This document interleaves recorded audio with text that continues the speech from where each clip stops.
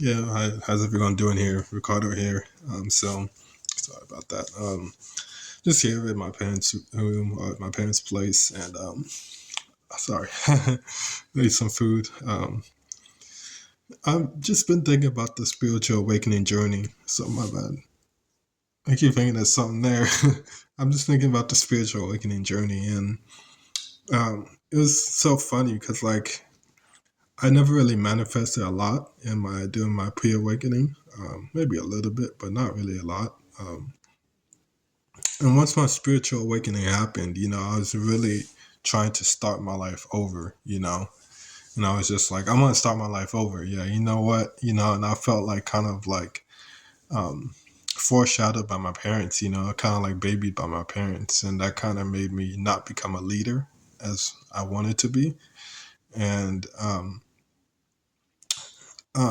I started to notice that, like, during my spiritual awakening, I mean, I'm still going through it now, but the past 10 years, I started to notice it's like I felt like I was trying to like start something new, and I just could not start something new. Like it would not start. Like literally, it was just like breakdown after breakdown, or like something crazy happened, and another crazy thing happened. It was just like there was so many just like it was just like I was going through this dark tunnel with just bad shit happening, and then um, now I'm starting to see that like my it is starting over now, and now I see that it's like yeah, like it's starting over. Yeah, my life, my new life is starting over, and this is the beginning process of it. And all I have to do is just sorry, continue. Sorry about that. Continue on the right process. And how do I know they're starting over? Because the thoughts that I'm getting,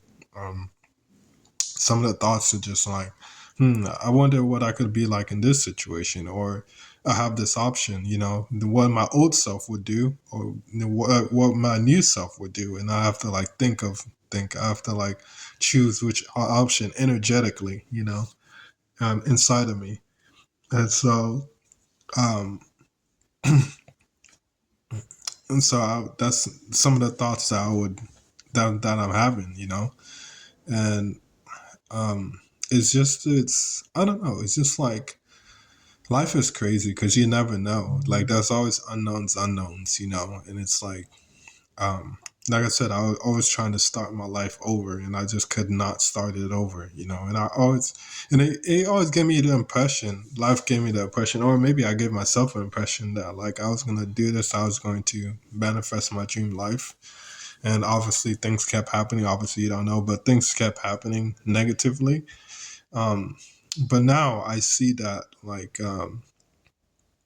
all of those things happened because of the thoughts that I had previously before the spiritual awakening, and I see that like um, my root chakra is my main issue, and now I'm trying to see that it's changing because I'm putting in the right effort for it to change, and so um, I think I just have to stay on course. Not everything is going to be pretty roses and pretty. I mean, it can be, but you have to get there. You have to do stuff to get there, energetically or maybe out and about, But obviously, it shouldn't be that way because we're there when we're little kids, But society trains us to not get us there, and so we have to unlearn what we learned, and that's the same case for me. um, and it's always funny because I always blame my parents that they're the ones who kind of made me in the situation that I am. And maybe they do. Maybe they are a little bit. But I should also blame myself too for the thoughts that I was having. And like I said, there's unknowns. So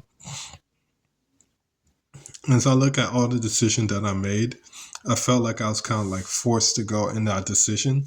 But at the same time, maybe it was like that, but at the same time, you also wanted to go there too. So I mean, the universe gave you what you wanted. You wanted to do that. So it's like now I see that like it's a little bit of both. Maybe I felt pressure, but at the same time, I wanted to go there. Because those are the type of questions that I wanted to know. I want to understand life. I want to understand myself. I want to understand the universe. I want to understand how to do this, do that, And so it felt like I didn't amount to anything in my life or anything the past 10 years during the spiritual awakening, but I amounted a lot of things. I learned a lot of things about life, and just there's so many things that I can't even write a book about it. It's like literally. But at the end of the day, I think that um, like right now, it's about getting income, getting money, and trying to have my own place, and it's about that time, So, not saying that it'll happen this year, hopefully, but we'll see. But as long as my root chakra needs to be worked on, then I guess I have to do it. And it's funny, I've been working on my root chakra for the past 3 years, and it's like, man, this is still bugging me, it's still a bugaboo, it's like it's crazy. But that shows some points to the root chakra. We always overlook that. We always want the third eye or the crown or the sacral or the throat chakra. Yeah, let's do those. Fuck that. It's about the root chakra, man. Literally, the root chakra is the most important. If you get the root chakra down, you can get all the other ones down easily. Literally.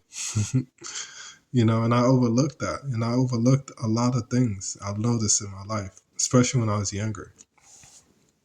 I thought I was too smart I thought it was beneath me to follow your heart, or to follow your intuition or your feelings. I felt like I didn't want to get in trouble. I didn't want the bad things to happen to me. So I didn't do those things. Sometimes I did them, but sometimes, maybe 20-25% I followed it.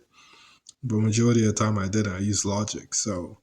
And it just really messed up my life because I didn't allow myself to live when I was a little kid. I felt like I had to grow up when I was a little kid because a lot of things happened to me which kind of made me feel that way.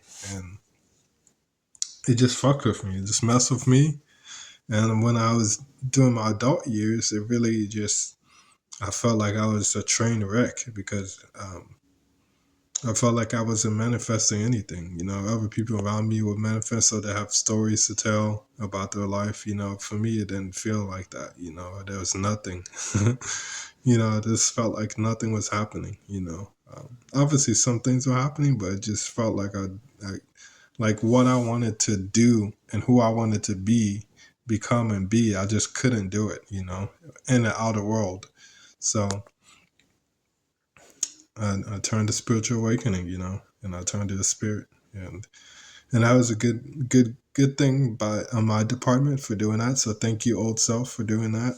So going to spirit is a very smart idea, and I did that, and I wanted to become better. I wanted to manifest. I didn't want to be like a sitting duck.